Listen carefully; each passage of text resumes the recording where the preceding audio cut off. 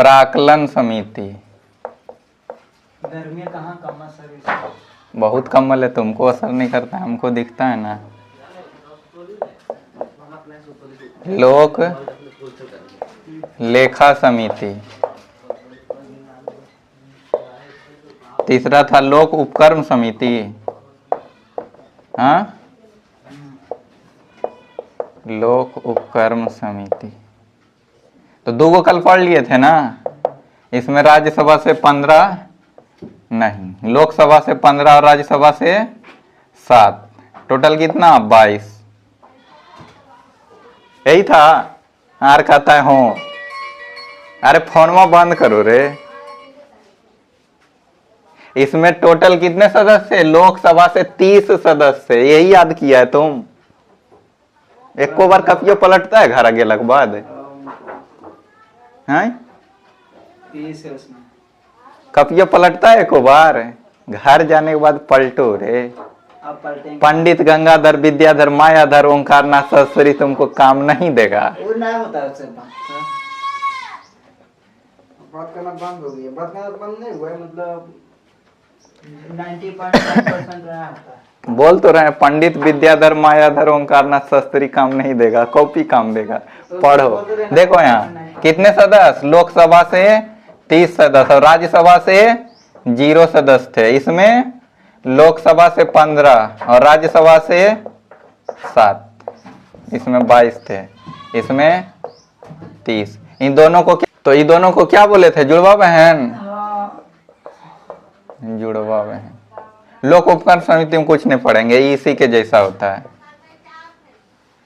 किसके जैसा? लोक लेखा समिति के जैसा।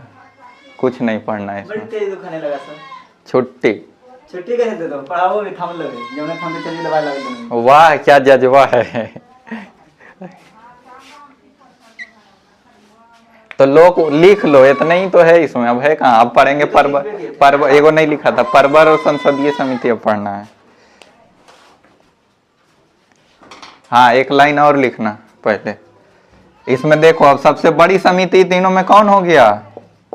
प्राक्कलन समिति। हाँ, तो सबसे बड़ी समिति प्राक्कलन समिति। यहाँ भी लिख सकता है सबसे बड़ी, शॉर्टकट में सबसे बड़ी यहाँ लिख देते हैं हम। सबसे बड़ी समिति।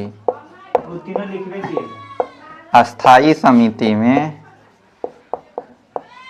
अस्थाई समिति में वित्तीय समिति, वित्तीय समिति और वित्तीय समिति के अंतर्गत प्राक्कलन समिति।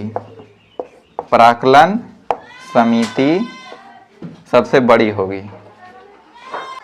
अब अस्थाई समिति समाप्त हुआ। कपड़ा कहाँ रखते हैं?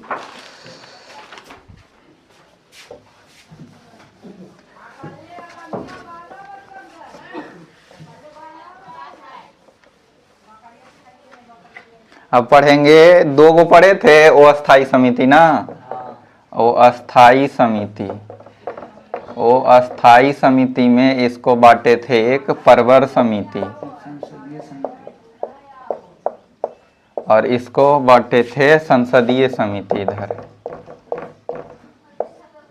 संसदीय समिति। तो यह अस्थाई समिति जरूरत पड़ने पर बनाई जाने वाली समितियां हैं।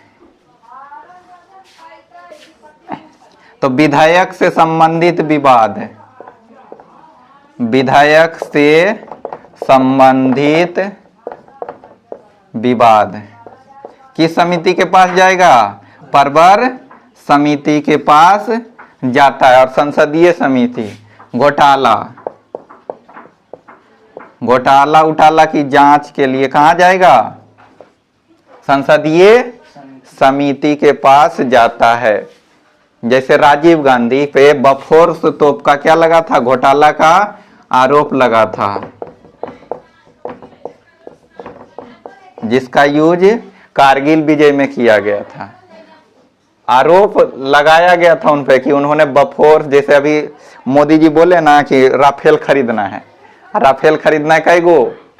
19 गो अच्छी क्वालिटी की, ले आवे खराब क्वालिटी की, हो सकता है ना। या 19 को बोले हैं, हम ले आवे 15 गो। या 50 को बोले हैं और खरीद लें 30 को खरीदें, बाकी पैसा पूछेगा ना देश का कि कहाँ गया। तो इन पे भी आरोप लगा था कि तोप जो खरीद लिए हैं खराब क्वालिटी का खरीद लिए हैं। राजीव गांधी उस समय प्रधानमंत्री थे, उन पे आरोप लगा था। लेकिन कश्मीर कारगिल विजय जब किया गया कश्मीर में, कारगिल विजय जब किया गया तो उस समय इसी तोप का यूज किया गया था।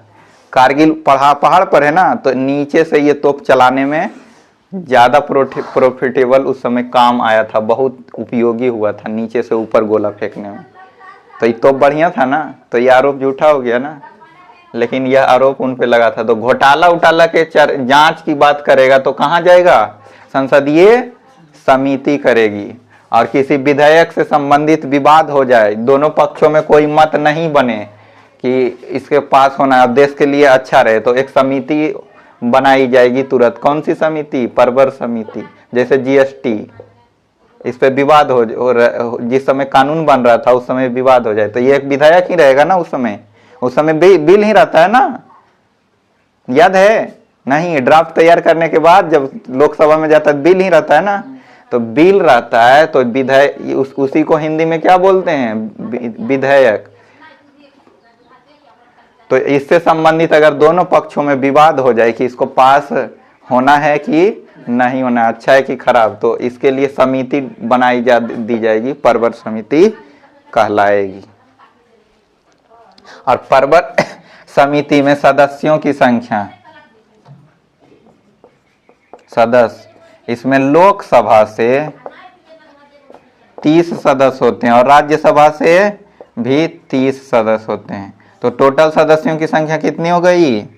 60 नहीं हुई? हाँ, कुल सदस्य, कुल सदस्य। तो यह अलग अलग जांच के लिए जाएगा। तो लोकसभा में से 30 सदस्य इसको चेक करेंगे, राज्यसभा से 30 सदस्य। और इसमें भी सदस्य कितने रहते हैं? 30 के ही रहते हैं। लोकसभा से 30 और राज्यसभा से 30 सदस्य। लिखो। तो देखो, ये अलग अलग दोनों का गठन कर रहे थे, तब इनका अलग अलग जांच कर रहे थे। लोकसभा के सदस्य अलग थे 30 गो, राज्यसभा के अलग थे। लेकिन अगर दोनों को मिला के इसका गठन करेंगे परवर समिति का, तो संयुक्त गठन, संयुक्त गठन, संयुक्त गठन करने पर 30 सदस्य किससे होंगे? लोकसभा से, और 15 सदस्य राज्यसभा से होंगे। टोटल सदस्य कितने हो गए हैं? 45। और इसमें भी जब संयुक्त गठन करेंगे, संयुक्त गठन करेंगे तो लोकसभा से 30 सदस्य और राज्यसभा से 15 सदस्य होंगे, टोटल 45 सदस्य। ये संयुक्त गठन होने पर, जैसे इस 30-30 का गठन किए थे ना, दोनों विरोध कर दें तो संयुक्त गठन करेंगे ना एक के साथ, या कोई उतना बड़ा ये बिल नहीं हो, उतना महत्वपूर्ण ज्यादा नहीं हो, महत्वपूर्ण तो है ही, जब परवर समिति के पास तो महत्वपूर्ण तो है ही, तो संयुक्त गठन करेंगे। तो संयुक्त गठन करेंगे तो मात्र 45 सदस्य आएंगे। ज्यादा सदस्य किससे आएंगे? लोकसभा से, क्योंकि लोकसभा की संख्या क्या होती है? राज्यसभा से अधिक होती है। 545 था, राज्यसभा का 245, इसलिए लोकसभा से अधिक सदस्य रहेंगे, राज्यसभा से कम सदस्य रहेंगे। तो आर्टिकल 118 समाप्त हुआ। 122 तक पढ़े थे ना, बोलो। हाँ, तो बताओ आर्टिकल 122 में क्या था? सुप्रीम कोर्ट संसद की जांच नहीं कर सकता। सुप्रीम कोर्ट संसद की जांच नहीं करेगी, और कॉपी पलट के तुरंत बता दिया कि हाँ। अब 123 पढ़ेंगे, आर्टिकल 123। पहले भी आर्टिकल 123 हम पढ़ चुके हैं। कब? जब राष्ट्रपति को पढ़ रहे थे। पढ़े थे कि नहीं? अध्यादेश की शक्ति, वही है आर्टिकल 123 में, राष्ट्रपति के अध्यादेश की शक्ति है। राष्ट्रपति के अध्यादेश, अध्यादेश की शक्ति। तो वहां राष्ट्रपति के समय ही पढ़ लिए थे, लेकिन है कितना आर्टिकल में? आर्टिकल 123 में है। तो यहां जब पढ़ लिए थे तो अब तुम हमको बताएगा कि राष्ट्रपति का अध्यादेश जारी होता है तो सलाह कौन देते हैं? नरेंद्र मोदी। हाँ, प्रधान नरेंद्र मोदी नहीं देंगे, पीएम बोलोगे, क्योंकि प्रधानमंत्री क्या होता है? चेंज होते रहते हैं। तो पीएम के सलाह से राष्ट्रपति का अध्यादेश जारी होगा। राष्ट्रपति का अध्यादेश जारी होगा तो यह कितने समय तक रह सकता है? 6 माह तक। कितने समय तक? 6 माह तक। बढ़ा नहीं चला जाता है ना, उसमें नहीं। वो पास होने के बाद, मंत्रिमंडल से पास होगा, उसके बाद 6 माह तक रहेगा। और कोई सत्र प्रारंभ हो जाता है तो कितने दिन तक रहता है? 42 दिन तक। सब खा के बैठ गया है। अरे पढ़ो जाके कॉपिया। 5 तारीख को पूरा सुना देंगे। हाँ, 5 तारीख आ रहा है, जल्दी आ जाएगा। कई तारीख? 5 तारीख, जल्दी आएगा। रहा कि 10 दिन बाद तो 5 तारीख हो जाएगा, 25 हो ही गया। सत्र प्रारंभ होने के कितना दिन तक रहेगा? 42 दिन तक। और 42 अगर सत्र प्रारंभ हो गया तो 42 दिन के भीतर इसे क्या करना पड़ेगा? अनुमोदन करना पड़ेगा। नहीं तो यहाँ क्या लिखेंगे? 6 सप्ताह, 6 सती 42, 6 सप्ताह तक। बस इतना ही लिखना है। सत्र प्रारंभ, यहाँ लिखो, सत्र प्रारंभ होने के बाद क्या करना पड़ेगा? 42 दिन के भीतर अनुमोदन करना पड़ेगा, तब राष्ट्रपति की अध्यादेश आगे जारी रहेगा। इसी में देखो, राष्ट्रपति का अध्यादेश आर्टिकल कितना में है? 123 में। और राज्यपाल भी अध्यादेश जारी करते हैं। राज्यपाल के पास भी अध्यादेश की शक्ति होती है। उनका आर्टिकल है 213। कितना है? 213। तो देखो, राष्ट्रपति का कितना? 123। और राज्यपाल का देखो, 2 को एन कर दो, 213। राज्यपाल अध्यादेश अपना जारी करेंगे तो कौन सा आर्टिकल का यूज करेंगे? 213 का। और राष्ट्रपति का कौन सा आर्टिकल यूज होगा? 123 का। आर्टिकल 124। आर्टिकल 124 में सुप्रीम कोर्ट की चर्चा है। किसकी चर्चा है? सर्वोच्च न्यायालय। सर्वोच्च न्यायालय।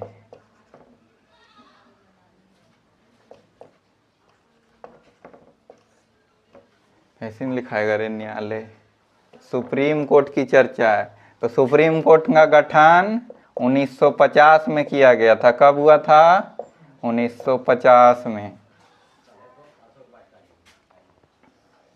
सुप्रीम कोर्ट में प्रारंभ में जजों की संख्या 7+1 था। एक जहां लिखे वहां CJI होगा, बाकी सब CJI chief justice of India सभी नहीं ना होंगे, तो बाकी सब जज थे और ये चीफ जस्टिस ऑफ इंडिया हैं।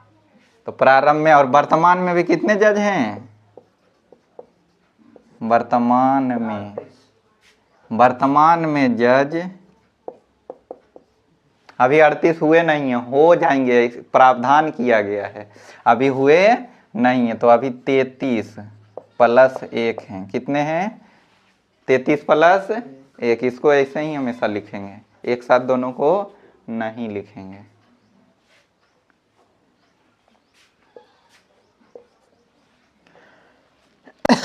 तो अभी मोदी जी इसको क्या किए हैं? बढ़ाने की बात संसद में किया गया है। किया तो बढ़ेगा तो कितने हो जाएंगे? 37+1। अभी प्रावधान में, अभी बढ़े नहीं हैं। अब तुम्हारा लिए एक सवाल है, खोज के लाना गूगल से सर्च मार के आना, कल पूछेंगे कि वर्तमान में सुप्रीम कोर्ट के जज अभी सीजेआई कौन है। जज तो कितने हैं? 33। तो 33 का नाम नहीं ढूंढना है, किसका ढूंढना है? चीफ जस्टिस ऑफ इंडिया का, जो प्रमुख जज हैं उनका नाम ढूंढना है। अब इनकी योग्यता, जज बनने के लिए योग्यता,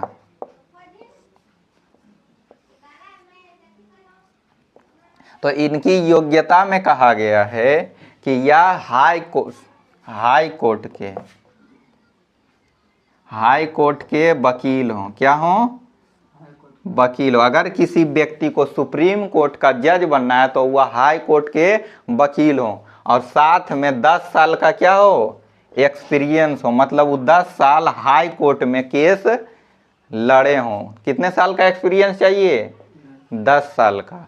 अगर ये योग्यता उनके पास नहीं है तो वह सुप्रीम कोर्ट के जज नहीं बनेंगे।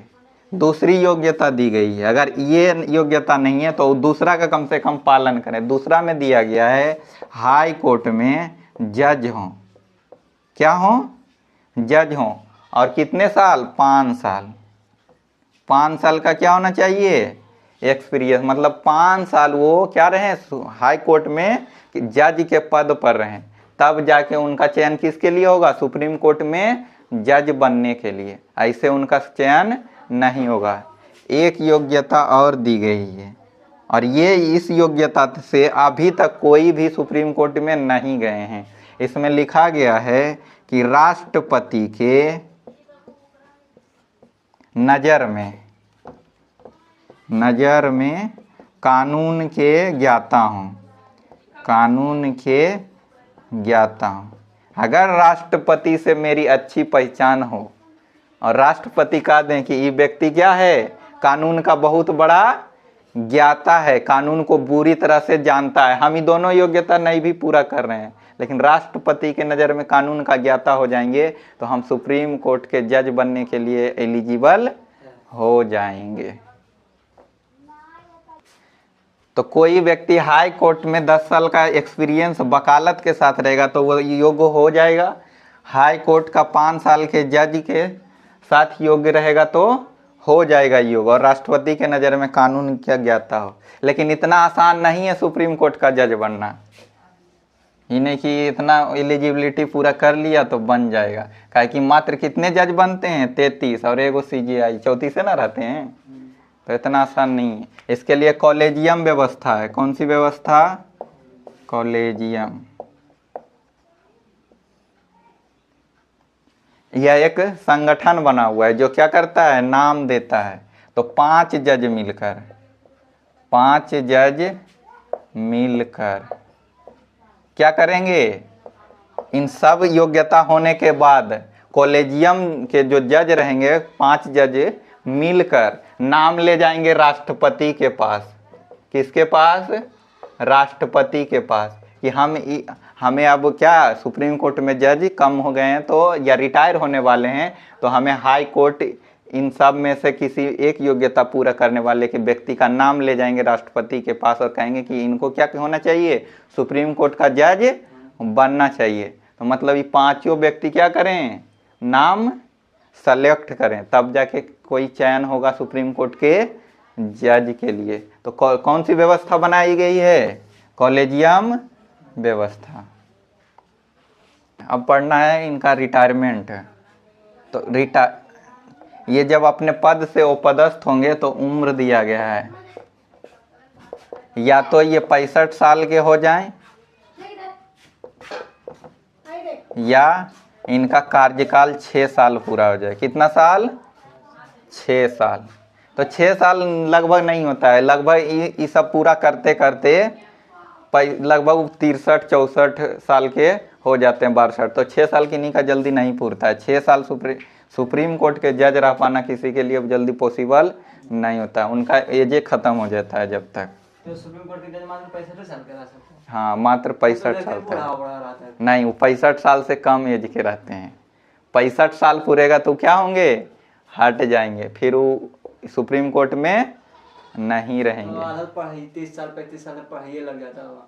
फिर हाँ। उसको डिग्री पूरा करने तो इसीलिए तो कि कोई भी सुप्रीम कोर्ट के जज मैक्सिमम लोग तो 7 साल 8 साल तो रहा करता होगा। यहाँ दिए ना कितना दिन 6 साल सुप्रीम कोर्ट में 6 साल तक जज रह सकते हैं बने हुए, ये भी पूरा नहीं कर पाते। 6 साल बड़ी रेयर केस में कोई पूरा करते होंगे, लेकिन नहीं, 6 साल किन्हीं का नौकरी नहीं रहता है सुप्रीम कोर्ट में।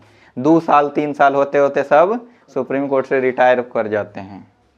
ये नीचे लिख लेना, तो पहले वेतन लिख लेते हैं। वेतन मिलेगा ना सुप्रीम कोर्ट के जज को? वेतन किसको नहीं मिलता था? सीजीआई को। भुला गया। हाँ तो जो आर्टिकल 76। अरे उसको भी नहीं मिलता है, तो जो मतलब सुप्रीम मतलब पद नहीं चेंज करके जाता है। अटर्नी जनरल था, अटर्नी जनरल को वेतन नहीं दिया जाता था। हाँ, राष्ट्रपति को वेतन मिलता था। कितना वेतन था राष्ट्रपति का? 5 लाख कुछ। 5 लाख रुपया है वेतन। तो सुप्रीम कोर्ट के जज का वेतन, तो अभी कितने जज हैं? 33 + 1 ये जज हैं, और ये मुख्य जज हैं, मुख्य न्यायाधीश। मुख्य न्यायाधीश हैं। तो मुख्य न्यायाधीश का ये एगो जो हैं, इनका 2,80,000 होता है। कितना वेतन होता है? 2,80,000। और इनका वेतन 2.5 लाख होता है। कितना? 2,50,000।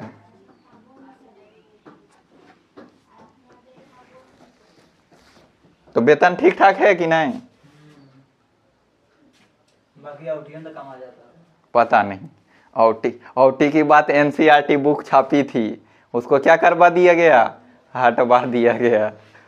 इसलिए जज से पंगा नहीं। लेकिन करप्शन तो होता ही है। करप्शन नहीं होता तो अभी जो इलाहाबाद में हाई कोर्ट के जज मिले हैं, करप्शन तो होता है जजमेंट में भी। नहीं, किससे होता है? जितना वेतन। वैसे भी कोई कानून अच्छा नहीं होता है, या कोई नियम अच्छा या खराब नहीं होता है, उसको यूज करने वाला कैसा होगा इस पे निर्भर करता है। जैसे तुम्हारे हाथ में चाकू दे दिया जाए तो तुम किसी का मर्डर भी कर सकते हो, और तुम उससे सब्जी भी काट सकते हो। तुम्हारे हाथ में आग दे दिया जाए तो तुम किसी के घर में आग भी लगा सकते हो, और तुम उससे खाना भी बना सकते हो। इलेक्ट्रिसिटी भी पैदा होता है ना, आगे जला ना करते हैं कोयला से। तो ये सब हमेशा कोई भी चीज़ यूज करने वाले पे निर्भर करता है कि उसको किस तरह से यूज करता है।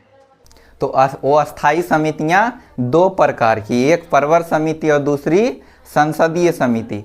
परवर समिति में विधायक से संबंधित विवाद परवर समिति के पास जाता है, और संसदीय समिति के पास घोटाला से संबंधित विवाद जाता है। परवर समिति में सदस्यों की संख्या, कुल सदस्य 60 होते हैं, 30 लोकसभा से और 30 राज्यसभा से। परंतु जब संयुक्त बैठक इसमें भी बुलाई जाएगी तो 30 सदस्य लोकसभा से होंगे, क्योंकि लोकसभा की संख्या अधिक होती है, और राज्यसभा से 15 सदस्य होंगे, जो कि कम संख्या के कारण कम सदस्य होते हैं। और उसी प्रकार किससे? संसदीय समिति से सदस्य उसमें भी गठन किए जाएंगे, तो अलग अलग किए जाएंगे, तो 30-30 में, और एक साथ किए जाएंगे तो 30 और 15 के दर से। और आर्टिकल 123 में राष्ट्रपति के अध्यादेश हैं, जो प्रधानमंत्री के सलाह से जारी किए जाते हैं, और प्रधानमंत्री जब सलाह देंगे तो राष्ट्रपति अध्यादेश जारी करेंगे, और राज्यपाल अपना अध्यादेश आर्टिकल 213 के अंतर्गत जारी करेंगे। राष्ट्रपति का अध्यादेश 6 माह तक होता है। राष्ट्रपति का अध्यादेश सत्र प्रारंभ होने के बाद 42 दिन तक रहता है, या 6 सप्ताह तक रहता है। 42 दिन के भीतर इसे अनुमोदन करना होता है। आर्टिकल 124 में सुप्रीम कोर्ट का गठन की चर्चा है। सुप्रीम कोर्ट का गठन 1950 में किया गया था, और प्रारंभ में इसमें जजों की संख्या 7 + 1 में था, और वर्तमान में जजों की संख्या 33 + 1 है। सुप्रीम कोर्ट के जजों की नियुक्ति के लिए योग्यता होती है कि यह हाई कोर्ट के 5 साल हाई कोर्ट के 5 साल जज रहे हों, या हाई कोर्ट के में 10 साल तक वकील रहे हों, या राष्ट्रपति के नज़र में कानून का ज्ञाता हों।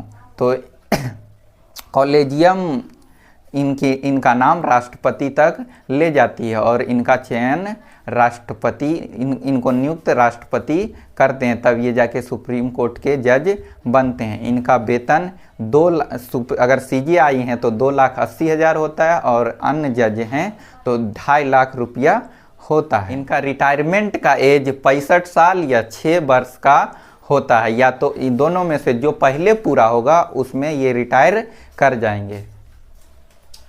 अब लिखो हटाने की प्रक्रिया। हटाने की प्रक्रिया तो इन सुप्रीम कोर्ट के जज को हटाने के लिए महाभियोग जैसी प्रक्रिया है। कैसी प्रक्रिया है? महाभियोग जैसी प्रक्रिया है।